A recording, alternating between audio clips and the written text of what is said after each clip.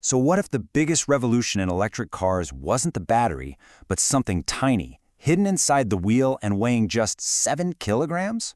We're talking about a breakthrough in motor tech that could completely flip the script on how our cars are designed, how they're built, and especially how they drive. Okay, let's just play with some numbers for a second. There's this company Yaza, and they make these absolutely incredible motors for supercars. Think 1,000 horsepower, but it only weighs 13 kilograms. So simple math, right? If you scale that beast down for a normal 40 horsepower city car, what do you think that would weigh? Your gut instinct and just a quick back-of-the-napkin calculation probably gets you to somewhere around half a kilogram. Can you imagine that? A motor that weighs less than a carton of milk. But, see that question mark? It's there for a very good reason. It is not that simple. And this is exactly where real-world engineering comes in and just throws a huge wrench in our nice, clean math. It shows you why big ideas don't always shrink down so easily. So why can't you just shrink a motor like you're resizing a photo? Well, for starters, there's something called a structural floor. Every motor needs a casing, a shaft, bearings, and those parts just have a minimum size to handle physical forces. You can't make them out of paper. Then you've got the laws of electromagnetisms. As motors get smaller, the tiny air gap between the moving parts gets, relatively speaking, bigger, and that just tanks the efficiency. And finally, the big one, torque. Think of torque as that raw, twisting force, the oomph you need to get a 1-ton car moving from a dead stop. A teeny tiny motor just doesn't have it, not without adding a big, heavy gearbox to help it out. So if half a kilogram is a total fantasy, what's the reality? Well, the reality is a genuine game changer, and it weighs about 7 kilograms. And here it is. This is the secret sauce, the axial flux motor. I want you to forget those traditional kind of sausage-shaped motors you might be picturing. This thing is a pancake. Because the magnetic force runs parallel to the axle, not around it, you can create a design that is incredibly compact and unbelievably power-dense. This little detail is the key to everything that follows. Let's actually put some real numbers on this. Your standard 40 horsepower motor, you're looking at 15 to 25 kilograms. A high-end axial flux motor, we're already down to just 5 to 9 kilograms. And a really, really optimized one, it can get as low as 4 kilograms.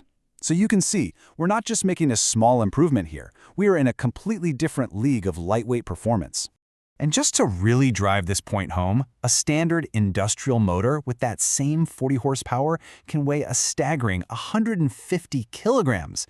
Our new style motor, 7. That's more than a 90% weight reduction.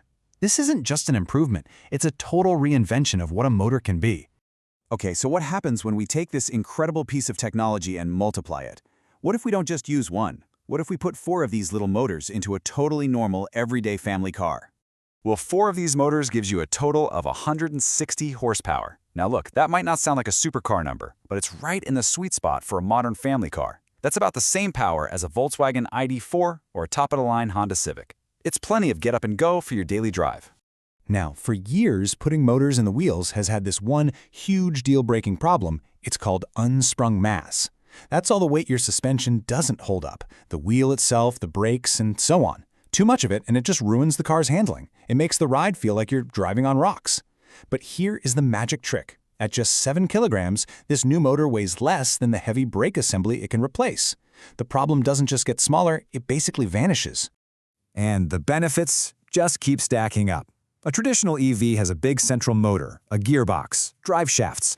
All that stuff adds up to nearly 100 kilograms of complex, heavy machinery. With 4 in-wheel motors, all of it is gone. You get a massive amount of space back for passengers, for cargo, or, hey, even more batteries. This setup also unlocks something amazing called true torque vectoring.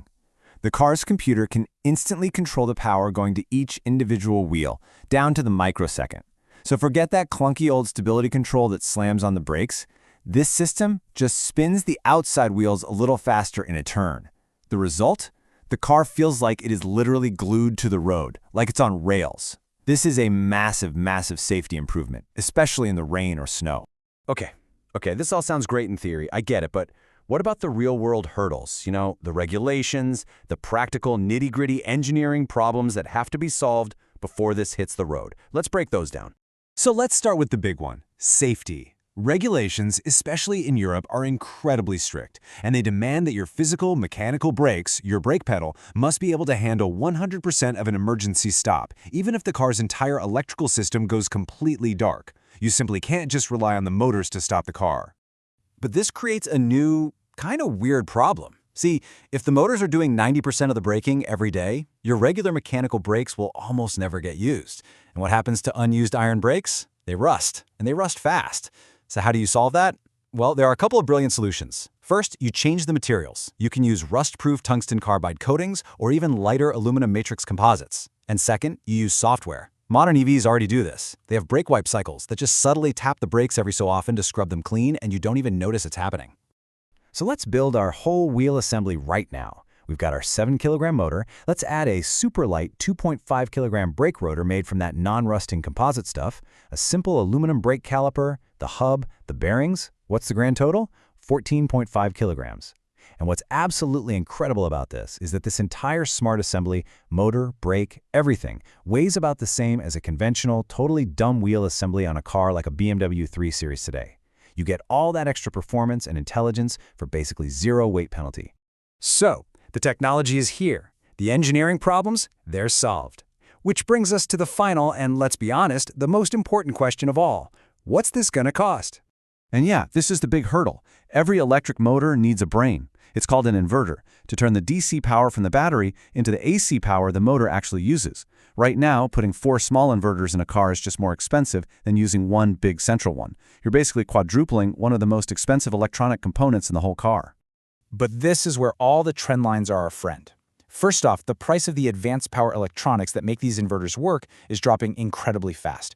Second, you're getting rid of a ton of expensive mechanical parts, things like differentials and ABS modules, and you're replacing them with pure software. And this is the key takeaway. We're shifting complexity from hardware to software, and software always gets cheaper over time. And finally, this whole design is just beautifully modular, which makes it perfect for those simple skateboard platforms that slash manufacturing costs. So really, it all comes down to this one question. This isn't really an engineering problem anymore. It's an economic one. We know the technology works. We know it's safer, it's more efficient, and it just flat out creates better cars. The only question left is, when? When does building a car with 4 smart motors become cheaper than building one with a single big dumb motor and a whole pile of heavy mechanical parts? That tipping point, it's probably a lot closer than most of us think.